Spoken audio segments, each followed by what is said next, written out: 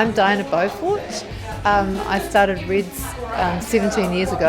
I had this vision of a really high quality hairdressing service in the suburbs. The Reds team here, they actually have a very strong training program. The training is really structured. We sit down and we work out a training schedule. It's great because the apprentices actually know each week what's required of them and what level they should be at after, say, a 3-month or a 6-month or a year period. It's all very formal and they know exactly where they stand and what they have to do. I've wanted to be a hairdresser since I was like a 3-year-old. I like the fact that you meet different people all the time and get to do different hairstyles and different hair types and get to do all these different things. I think because I've got 2 members of the family who are also hairdressers, must have picked up on the vibe. I got into the hairdressing industry because I like dealing with people. It's like making people feel good about themselves, building their self-esteem up a little bit if they're having a bad day. Definitely have to have personality, you've got to be able to talk to the clients. Definitely listening skills. A lot of people skills. Making them feel comfortable. Passion, got to have the passion because if you're not interested it's not going to happen. Because it is a people industry, so you're dealing with people all the time. If I train my own stylist, then I get exactly what I want. It gives each stylist the motivation to do their best. It means that our clients can trust us. They can trust us to do the best job we possibly can. We want to make our clients feel and look fantastic. And if we're not trained or we haven't got the education behind us or the skills behind us, then there's no way we can do that.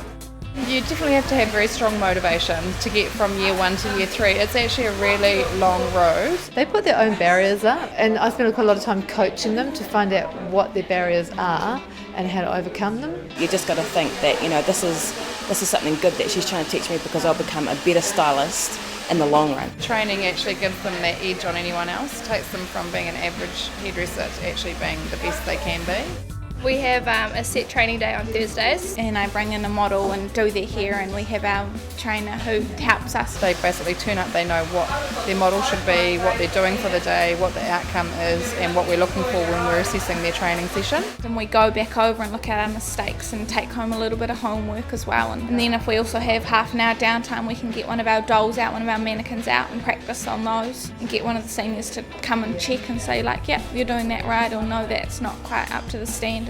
They always come to us for advice throughout the day as well, which is cool. It's good seeing the girls grow, and as much as you can help them, it's awesome.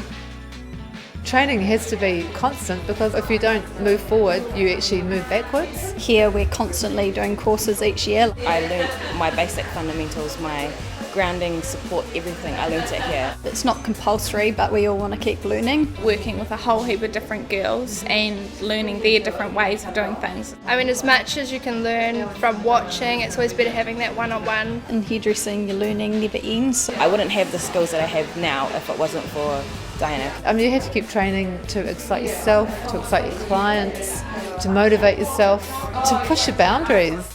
I think it's important for training to take place in a salon rather than a classroom because it's a real environment. Training in a classroom is sitting down, listening, and it's tiring, it's boring. Yeah, so I think you have more people and more like you're being focused on more. Is at Polytech there's 10 other girls there, so the teachers have got to get round everyone. You learn all the technical, but you don't learn the soft stuff. You don't learn the communications, the dealing with the phone, dealing with the speed of how it actually is on the salon floor. I think if you're in the salon and you're like with people that are doing stuff every day, it's easier to learn. I can watch one of the girls cut and pick up on new techniques.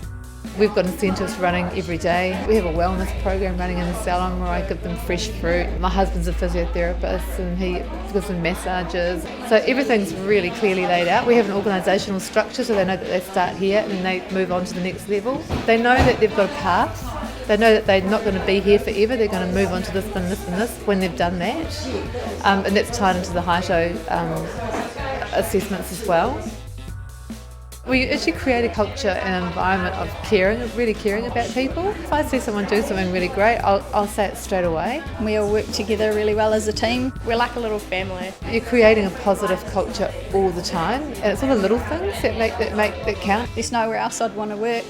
The kind of person that would have what it takes to get into hairdressing, mostly it's attitude. Because I can always train skill, but I can't change someone's attitude. They should come and do a little bit of work experience there first to see if they're actually up to it. What you're looking for is somebody who is positive, driven, prepared to go the extra mile. They need to be extroverted and they need to be high energy. And be creative, I think. Creativity is a big thing in hairdressing. So if they come to me and they've actually researched the salon, they look really good and they know a bit about what they want to do, that would be the person that I would look at taking on.